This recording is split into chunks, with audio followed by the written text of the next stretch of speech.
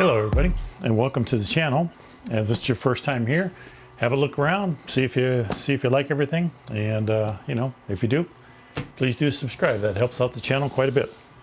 Today I'm going to do something kind of different. I'm going to show you what I do after I do the box openings and get the games put away. So right now I'm suffering from GAS, game acquisition syndrome. I'm buying a lot of games, and I'm doing that because I was in the hobby back in the late 70s, early 80s. Sold off all of my games in the late 80s because I couldn't find opponents. And then now that with Vassal and online things, I'm purchasing a number of games. And recently I went to GMT weekend at the warehouse, and I purchased quite a few games there. So there's still plenty of box openings coming on this channel. So I wanted to show you.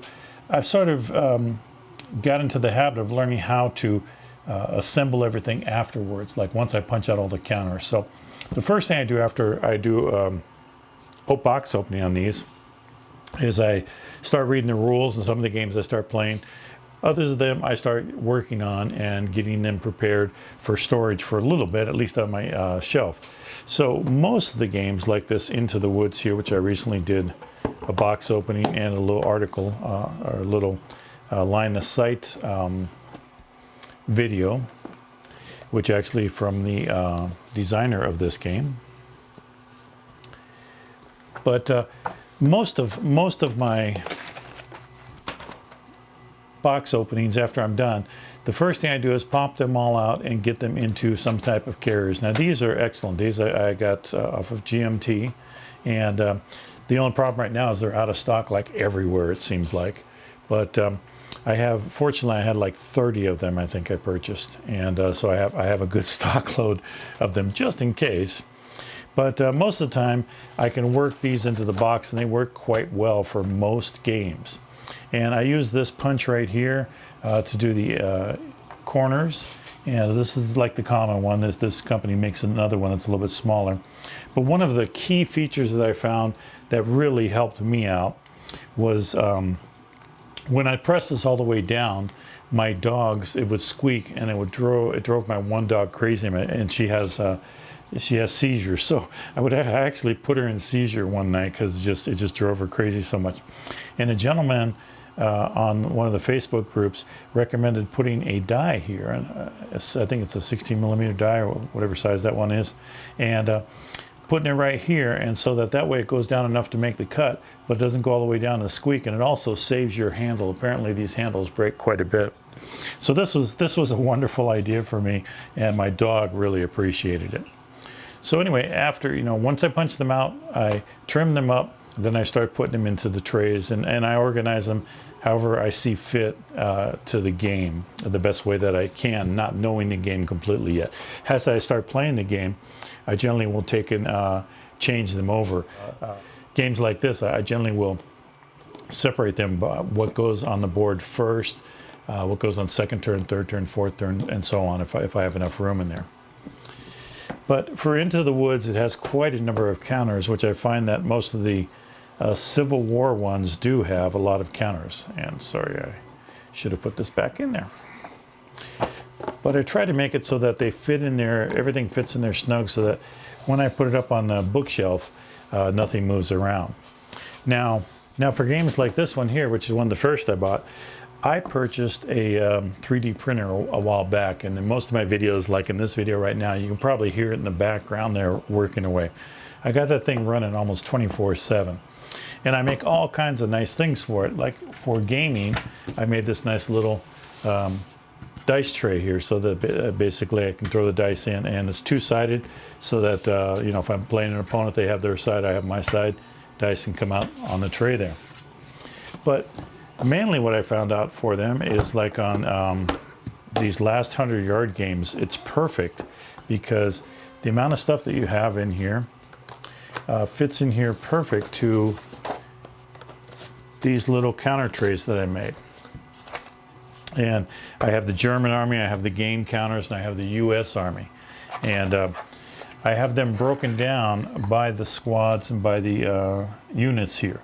So Like if I need this unit here, I can just pull all these guys out and they're all together. And so this works perfect for this game. So this is just sized up a little bit larger than the game counter one right here. But these are all my game counters here in this one. And same way here. Game counters. And then I got the U.S. Army here on this one. And again, they're all by commander and units, so they all stay together. And this works perfect to fit inside this box. The only one that I could not figure out to do something with is, of course, the initiative, but that just sort of floats around there. And then once I put all of this stuff in here, I could make these the right size or height, so that once I put everything in, it fits perfect. So I think probably the best investment you can make is a 3D printer. Now, please understand that 3D printers take some time to learn. There's a big learning curve on those, and they do take forever to print, and that's why I'm always having my 3D printer going. Now, on Guildford, Saratoga, and Brandywine, this tri-pack here, I did the same thing with the 3D printing. And this one, if I can get everything out of here, I was just able to organize them all by the game counters, Guildford, Brandywine, and Saratoga. And you can see that here. Let's see if I can show you. And at Brandywine, I even made them different colors so I know which one goes where. And then the game counters are just a generic one. That's most of the counters they're using in almost all the games. Now, I have some extra room here, and I haven't designed it yet, but I'm actually going to design some stuff for the cards here and for all the dice that I use in this game. Now, this game, I use more dice than normal because I do have in here someplace, see if I can find it quick enough for you. I do have these particular things here that allow me to play solitaire with the cards. So I have them in here also. So again, I can make this the right height so that they fit all the pieces. They can be customized. And it takes a little bit of work to make these customized. And I'm going to make a little center section that's going to fit in here that will hold the cards and hold the dice and be the same height as this right here. So that's my plans for that. Put all these back in there.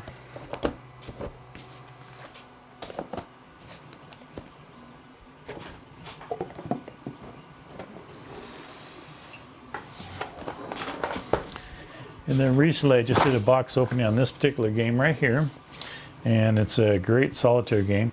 But this one has unusual size pieces and unusual setup. So what I have in here is, again, as I went to my 3D printer. Oh, that's why I had the pencil here. The pencil was the one that was lifted above it. Okay, I see why. Normally they fit in there pretty good and they don't get messed up.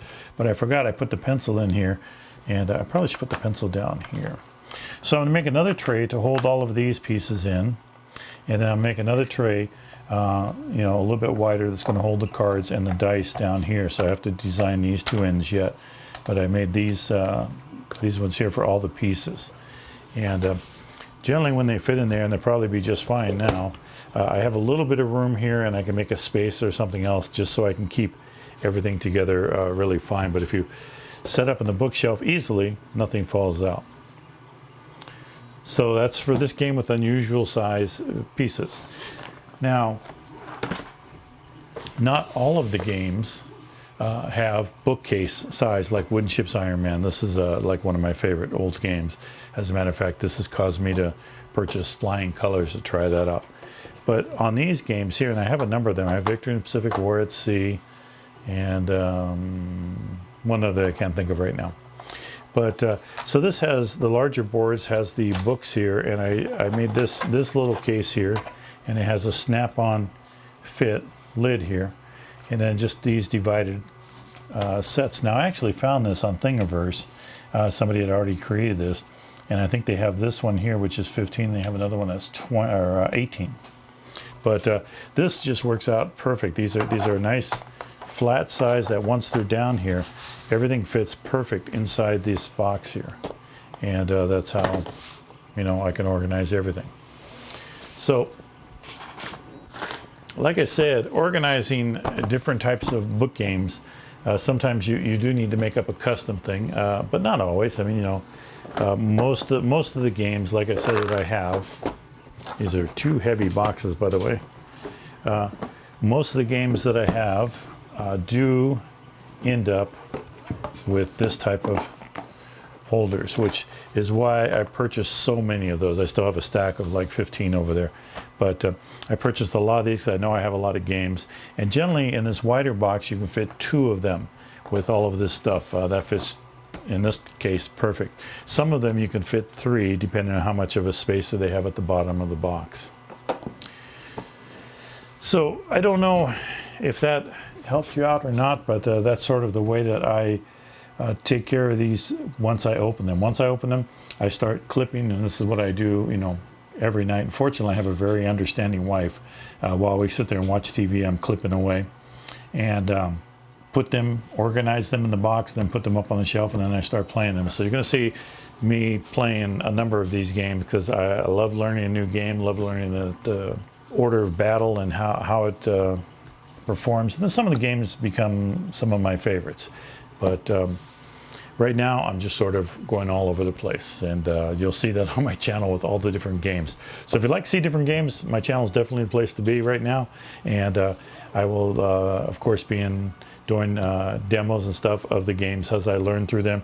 And plus, you'll have a chance to correct me if I should be wrong. So I appreciate you watching this long, and please do like and subscribe. I'd love to have you around. Like I said, subscriptions really help out the channel a lot. Other than that, take care. Hope you're around for the next video.